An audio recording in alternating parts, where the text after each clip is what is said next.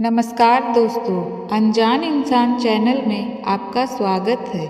आज हम आपको एक ऐसी कहानी सुनाने जा रहे हैं जो सावन सोमवार के पवित्र महीने में घटित होती है। यह कहानी एक भाई और बहन के अटूट प्रेम की है जो हर कठिनाई में एक दूसरे का साथ निभाते हैं। यह कहानी हमें बताती है कि भगवान शिव की भक्ति और सच्चाई में कितनी शक्ति होती है। तो इस कहानी को अंत तक जरूर सुने और हर हर महादेव कमेंट में जरूर लिखें। बहुत समय पहले की बात है। रामपुर गांव में एक ग्वाला अपनी पत्नी और बच्चों के साथ रहता था। उसका नाम रामू था। उसकी एक प्यारी सी बेटी और एक बेटा था। उस ग्वाले के पास बहुत सारी गाय और बछड़े थे। वह गायों को चराने जाता था और गायों का दूध, दही और घी बेचकर अपने परिवार का पालन पोषण करता था। वह जितना भी कमाता था उसी से उसकी पत्नी संतुष्ट रहती थी और अपने बच्चों का पालन पोषण करती थी। एक बार उसकी तबीयत बहुत खराब हो गई और उसकी मृत्यु हो गई।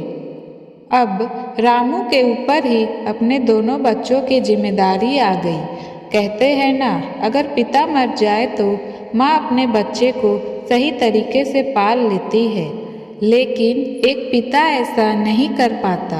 उसके साथ भी ऐसा ही हुआ।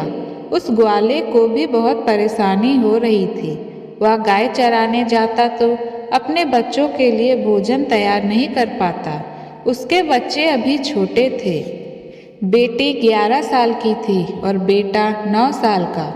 कुछ समय तो ऐसे ही बीत गया। फिर ग्वाले ने बच्चों के पालन पोषण के लिए दूसरी शादी करने की सोची और उसने दूसरी शादी कर ली। अब ग्वाले रामू की दूसरी पत्नी घर आ गई। वह ग्वाले के बच्चों को बिल्कुल भी पसंद नहीं करती थी और ग्वाला अपनी दूसरी पत्नी के साथ खुश रहने लगा। वह ग्वाला अपनी दूसरी पत्नी की सारी बातें मानता था। धीरे धीरे समय बीतता गया और बच्चे थोड़े और बड़े हो गए। लड़का 11 साल का हो जाता है।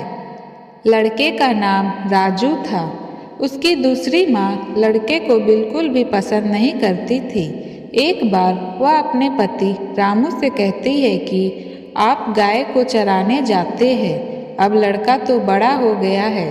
अब से गाय बछड़े चराने के लिए यह लड़का ही जाया करेगा। फिर वह लड़का रोज सुबह जंगल में गाय बछड़े चराने जाता था और शाम को वापस आता। लड़की भी बड़ी हो गई थी। उसका नाम शिवानी था। वह घर का सारा काम करती और खाना बनाती और वह अपने भाई को अपने हाथों से खाना खिलाती थी। शिवानी भगवान शिव की परम भक्त थी। वह भगवान शिव की रोज पूजा पाठ करती थी।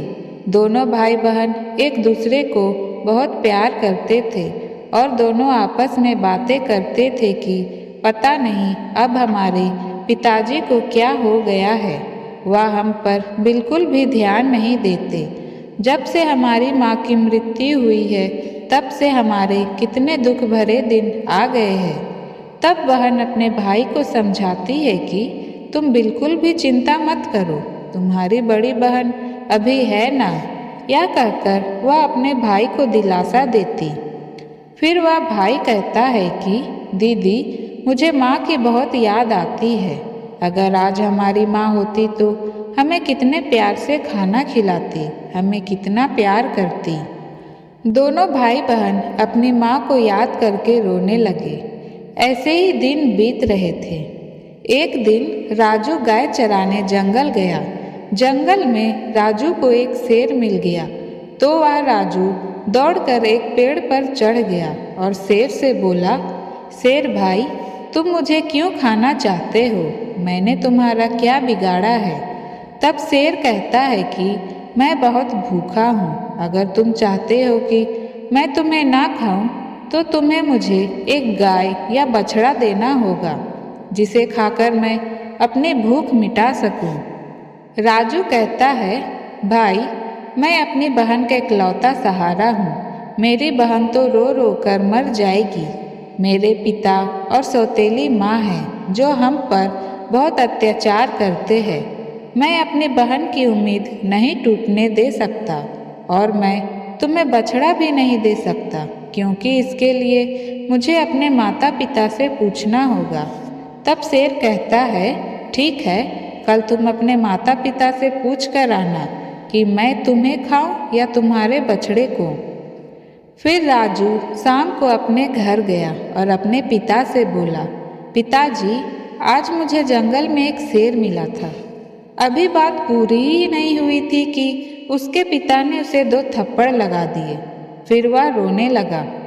रोते रोते उसने पिताजी से कहा, मैं आपसे कुछ कहना चाहता हूँ, आप मेरी बात सुन तो लीजिए। जैसे तैसे लड़के ने अपने पिता को सारी बात बताई कि जंगल में उसे एक शेर मिला था।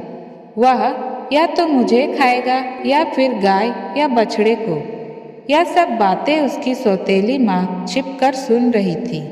वह सामने आकर कहती है कि गाय और बछड़ा कम नहीं होने चाहिए। पता है वह कितने कीमती है। उनके दूध से ही तो हमारा घर चलता है और तुम्हारे बिना तो हमारा कुछ नहीं बिगड़ेगा। इसलिए अच्छा है शेर तुम्हें खा जाए। वह बेचारा अब दुखी मन से अपने बहन के पास गया। उसकी बहन ने उसे खाना खिलाया और पूछा कि तुम इतने उदास क्यों हो। तब राजू ने सारी बात अपनी बहन को बताई। तब उसकी बहन उसे समझाने लगी कि तुम ही तो मेरे जिंदगी का आधार हो। तुम्हारे बिना मैं तो जीने का सोच भी नहीं सकती। अगर तुम्हें कुछ भी हो गया तो मैं जिंदा नहीं रह पाऊंगी। इसलिए तुम जंगल जाना और एक बछड़ा शेर को दे देना। अगर गाय जिंदा रहेगी तो दूसरा बछड़ा और आ जाएगा। उसके पिता ने कहा था कि शेर तुझे खा जाएगा तो पुत्र और भी हो जाएगा। यह बात उसकी बहन ने सुन ली थी और वही बात उसने अपने भाई को कही। भाई ने कहा, ठीक है, और वह दूसरे दिन फिर जंगल गया जहाँ शेर उसका इंतजार कर रहा था। शेर ने कहा, कहो, तुम अपने माता पिता से आज्ञा लेकर आए हो ना कि मैं तुम्हें खाऊं या बछड़े को। तब लड़के ने सारी बात शेर को बताई और बोला, मेरी बहन ने कहा है कि तुम्हें मेरे बदले एक बछड़ा दे दूं। अपनी जान के बदले बछड़े को देना उसे अच्छा नहीं लग रहा था, लेकिन वह बछड़ा नहीं देता तो शेर उसे मारकर खा जाता। फिर शेर बछड़े को लेकर अपनी गुफा की तरफ चल पड़ा और लड़का दुखी होकर अपनी गाय चराने लगा। वह शाम को अपने घर आया तो उसके माता पिता गाय बछड़ों की गिनती करने लगे। उनमें एक बछड़ा कम था। वे समझ गए कि बछड़ा को शेर ने खा गया है और वह शेर को लड़के ने ही दे दिया है। इस बात पर वह दोनों बहुत गुस्सा हो गए और उसे मारने लगे। उसके पिता ने उसे डंडे से इतना मारा कि वह बेहोश होकर गिर पड़ा। उसकी बहन यह सब देख रही थी और उसको बहुत बुरा लग रहा था, लेकिन वह कर भी क्या सकती थी। जब उसके माता पिता चले गए तब बहन अपने भाई को उठाकर कमरे में ले आई और उस पर पानी की छींटे मारने लगी। और जब उसे होश आया तो उसे पानी पिलाया, खाना खिलाया। दोनों भाई बहन बहुत देर तक रोते रहे। फिर बहन ने कहा, भाई, अब तुम्हारा यहाँ रहना ठीक नहीं है। मेरे पास यह माँ की एक निशानी है, यह अंगूठी है, तुम इसे पहन लो और यह घर छोड़कर चले जाओ। अगर तुम जीवित रहोगे तो मुझे आशा रहेगी और हम कभी न कभी जरूर मिल जाएंगे। भाई की समझ में सारी बातें आ रही थी। उसने कहा, दीदी, तुम ठीक कह रही हो, लेकिन मैं तुम्हें यहाँ अकेला छोड़कर कैसे चला जाऊँ। माँ तुम पर भी तो अत्याचार करती है, सारा काम तुमसे करवाती है, मारती पीटती है। तब बहन ने कहा कि राजू, अगर तुम ठीक रहोगे तो मैं सब कुछ सहन कर लूँगी, लेकिन तुम यहाँ से चले जाओ। राजू अपनी दीदी की बात मान लेता है और एक धागा उठाता है और अपनी बहन की कलाई में बांध देता है। फिर कहता है, यह मेरी निशानी है। जब भी हम मिलेंगे तो यह देखकर एक दूसरे को पहचान लेंगे। तुम यह धागा टूटने मत देना। बहन ने कहा, ठीक है। जब दोनों भाई बहन बातें कर रहे थे तो उनकी सौतेली माँ यह सब बातें सुन रही थी। तब वह मन में सोचने लगी, अच्छा यह बात है, इन्हें मैं अभी मज़ा चखाती हूँ। जब दोनों भाई बहन सो गए तो उस सौतेली माँ ने अपने पति से कहा, मुझे तो इस लड़के का मांस खाना है। पति उसकी सारी बातें सुनता था तो उसने कहा, ठीक है, अगर तुम्हारी इतनी इच्छा है तो मैं अभी इसका मांस लेकर आता हूँ। उन दोनों बच्चों के बाप पर उसकी सौतेली माँ का इतना जादू चल गया था कि वह अपनी बुद्धि से काम ही नहीं लेता था। उन दोनों का बाप इतना निर्दयी, इतना कठोर हृदय का हो गया था कि उसने अपने बेटे को उठाया और बाहर ले गया और कुल्हाड़ी से काटकर उसके छोटे छोटे टुकड़े कर दिए।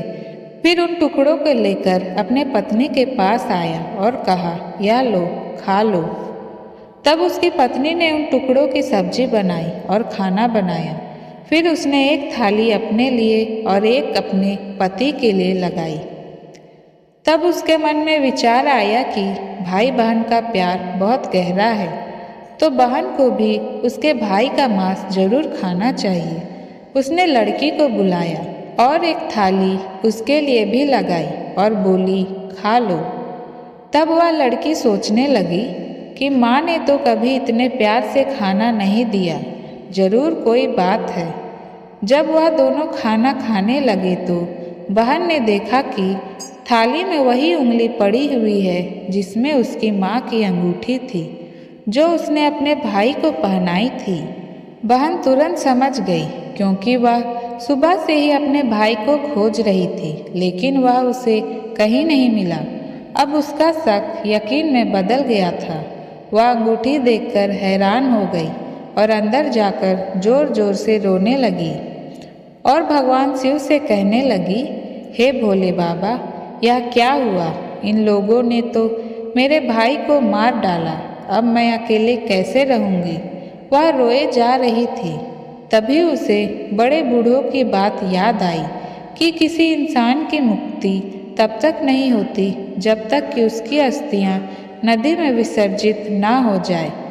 उसने सोचा, मेरे भाई को तो मुक्ति भी नहीं होगी, यह लोग तो उसे मारकर खा गए।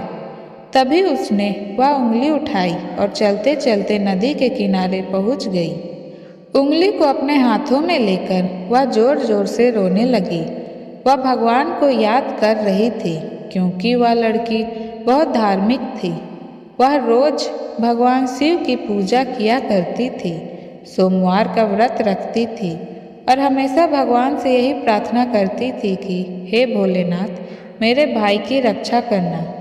उस दिन भी रोते रोते कह रही थी कि हे भोले बाबा, मेरे इस संसार में अब कोई नहीं है। एक भाई था, उसे तुमने भी ले लिया। माँ को तो पहले ही छीन लिया। अब मैं किसके लिए जीवित रहूँगी? मैं भी इसी नदी में कूदकर अपनी जान दे दूँगी। फिर उसने उंगली नदी में डाल दी और भगवान शिव से प्रार्थना की कि हे भोलेनाथ, मेरे भाई को मुक्ति देना। वह जहाँ कहीं भी है, उसकी आत्मा को शांति देना।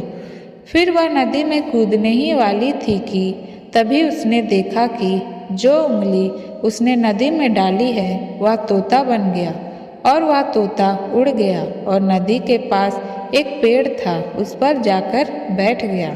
फिर तोते ने कहा, बहन, तुम दुखी क्यों होती हो? मैं तुम्हारा भाई हूँ। तुमने यह बहुत अच्छा किया जो यह उंगली नदी में डाल दी। इससे मेरी मुक्ति हो गई और मुझे तोते का जन्म मिल गया। वह बोला, बहन, तुम अब चिंता मत करो, मैं तोता बनकर भी तुम्हारी हर तरह से मदद करूँगा। हम दोनों सुख दुख में साथ रहेंगे। यह देखकर बहन बहुत खुश हुई कि चलो, मेरा भाई साथ तो है, चाहे किसी भी रूप में हो, मेरे साथ तो है। फिर बहन घर वापस आ गई। सौतेली माँ उससे सारा काम करवाती और बहुत खुश होती कि चलो, इसके भाई से तो पीछा छूटा। शिवानी जल्दी से अपना काम पूरा करती और बाग बगीचे में चली जाती, जहाँ उसका भाई उसका इंतजार करता रहता था। दोनों भाई बहन खुशी से समय व्यतीत करते। तोता अपनी बहन को अच्छे अच्छे फल खिलाता। सावन का महीना चल रहा था। शिवानी सावन के महीने में पूजा पाठ करती, सावन सोमवार का व्रत रखती और पूजा पाठ के बहाने वह बगीचे में जा पाती थी। तोते ने बहन से कहा, बहन तुम चिंता मत करना, यदि माँ पिताजी तुम्हें यहाँ ना आने दे तो मैं घर के बाहर किसी डाल पर बैठ जाऊँगा। बहन अब मन से बहुत खुश रहने लगी। रक्षाबंधन का त्यौहार भी आने वाला था, तो भाई ने सोचा मुझे अपनी बहन के लिए कुछ करना चाहिए। तोता सोचने लगा कि दीदी वहाँ निर्दय लोगों के साथ रहती है, जो उन्होंने मेरे साथ किया कहीं वह मेरी बहन के साथ ना कर दे, मुझे उनसे बदला लेना होगा।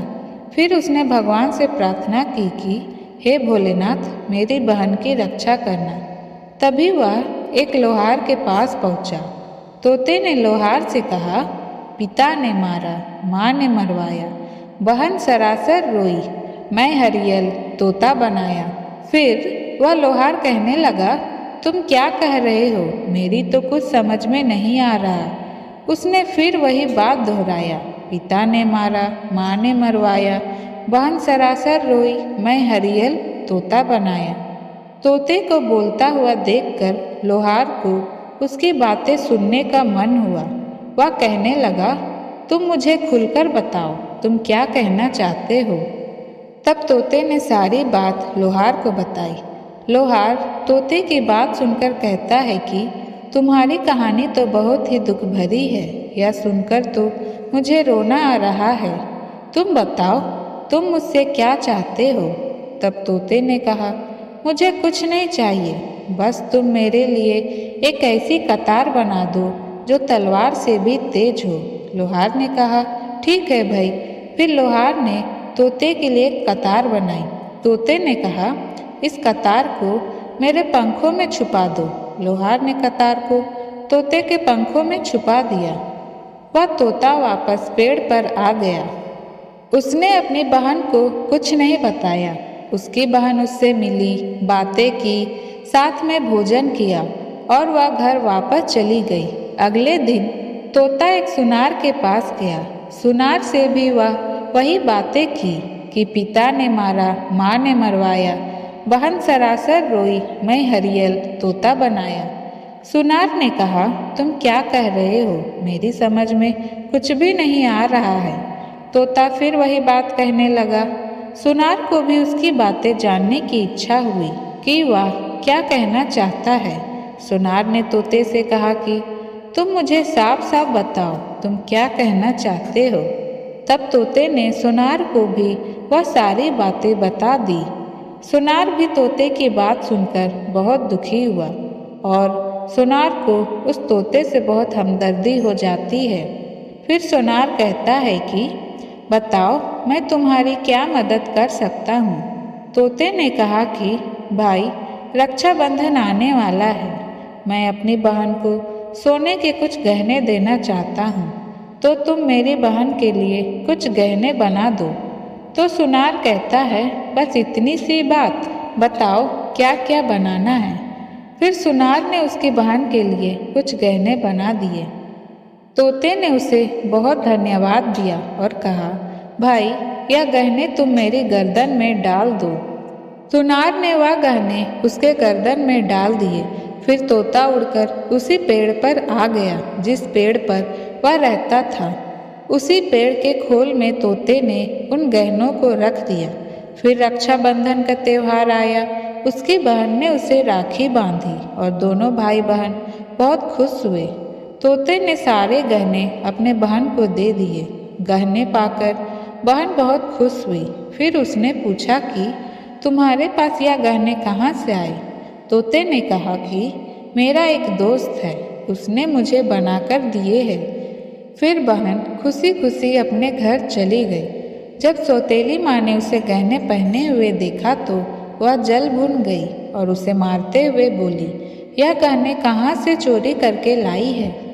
तब शिवानी ने कहा, माँ, मैंने यह गहने नहीं चुराए, या तो मेरे भाई ने मुझे दिए हैं। वह एक तोता है। लड़की सौतेली माँ को पूरी बात नहीं बताती है कि उसका भाई तोता बन गया है। उसने कहा कि एक तोता है, वह मुझसे बातें करता है और मैंने उसे अपना भाई बना लिया है। उसी ने मुझे यह गहने दिए हैं। तब सौतेली माँ सोचने लगती है कि ऐसा कौन सा तोता है जो इसका भाई बन गया है। जैसे तैसे तो एक भाई से पीछा छुड़ाया है, अब यह दूसरा भाई कहाँ से आ गया। फिर दूसरे दिन उसकी माँ उस तोते को ढूंढने जंगल जाती है। तभी उसे तोता दिखाई देता है, तो वह तोते को पकड़ने की कोशिश करती है, लेकिन तोता उसके हाथ नहीं आता। थक हार कर वह बैठ जाती है। फिर कुछ देर बाद फिर तोते को पकड़ने की कोशिश करती है, लेकिन तोता उसकी पकड़ में नहीं आता। वह सोचती है कि कैसे भी करके मैं इसे पकड़ लूं और मार दूं। इसे ज़्यादा भाई बनने का शौक है। वह सुबह से शाम तक तोते को पकड़ने की कोशिश करती है, लेकिन तोते को पकड़ नहीं पाती। फिर वह घर आती है तो उसका सारा गुस्सा उस लड़की शिवानी पर निकलता है। वह उससे सारे गहने भी छीन लेती है।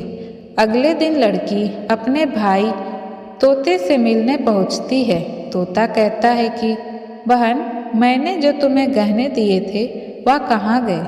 तब वह कहती है कि भाई, वो गहने तो माँ ने छीन लिए।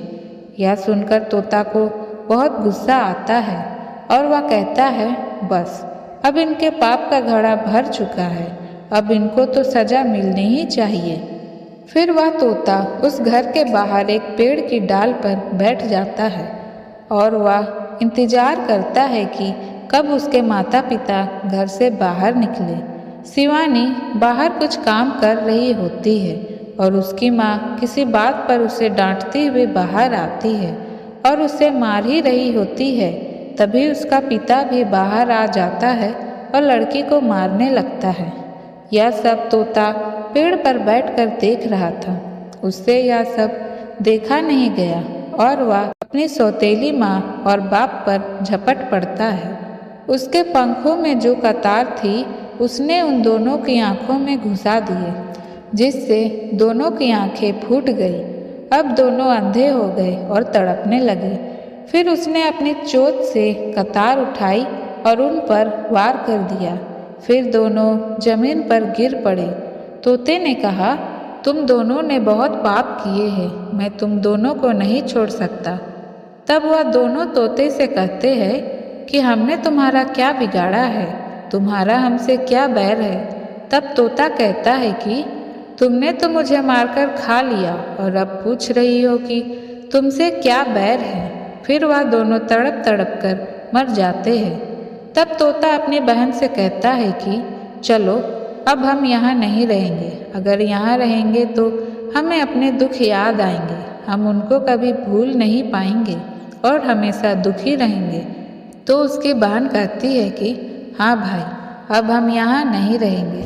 फिर वह दोनों वहाँ से चल देते हैं और चलते चलते एक मंदिर पहुँच जाते हैं। फिर तोता कहता है कि बहन, इससे अच्छी जगह अब हमें नहीं मिल सकती। अब दोनों भाई बहन उस मंदिर में रहने लगते हैं। बहन तो पहले से ही पूजा पाठ करती थी, सोमवार का व्रत करती थी। अब तोता भी पूजा पाठ करने लगा। पास में ही एक सुंदर सा तालाब था।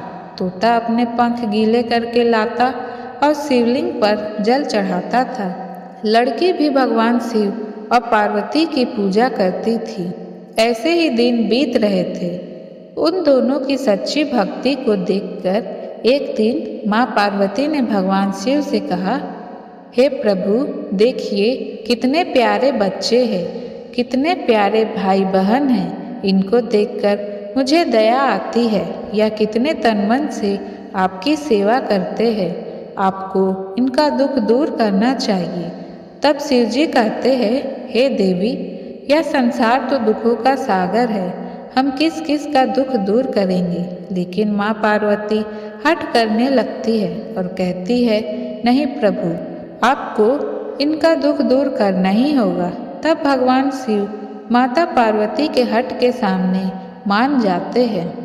जब वह दोनों भाई बहन पूजा कर रहे होते हैं, तब भगवान शिव और माता पार्वती दोनों साक्षात प्रकट होते हैं और उनसे मनचाहा वरदान मांगने को कहते हैं।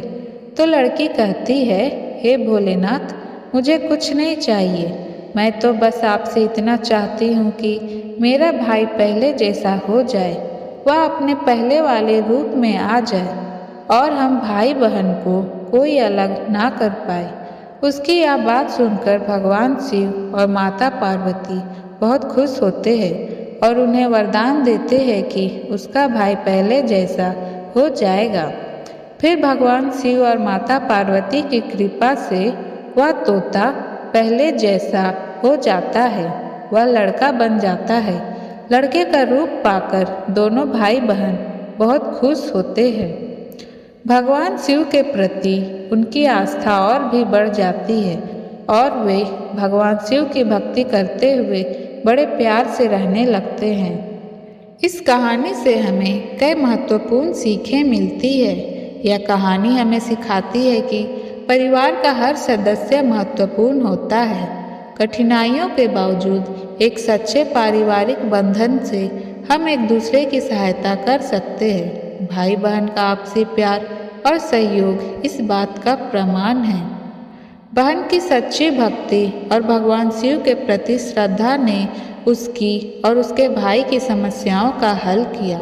भक्ति और समर्पण से हम जीवन की कठिनाइयों का सामना कर सकते हैं और भगवान की कृपा प्राप्त कर सकते हैं। कहानी में दिखाया गया है कि बहन ने अत्याचार और अन्याय के खिलाफ खड़े होकर अपने भाई की मदद की। यह सिखाता है कि हमें किसी भी प्रकार के अन्याय के खिलाफ आवाज़ उठानी चाहिए और सही दिशा में काम करना चाहिए। भाई और बहन का एक दूसरे के प्रति सच्चा प्रेम और बलिदान की भावना ने उन्हें संकटों से उबारने में मदद की।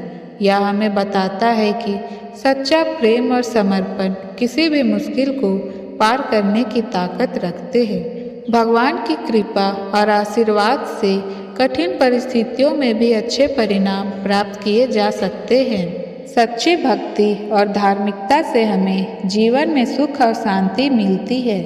इन सब सीखों को अपनाकर हम अपने जीवन को और भी बेहतर बना सकते हैं और दूसरों के साथ मिलकर एक सुखमय और समृद्ध जीवन जी सकते हैं। इस कहानी को सुनने के लिए आपका बहुत बहुत धन्यवाद।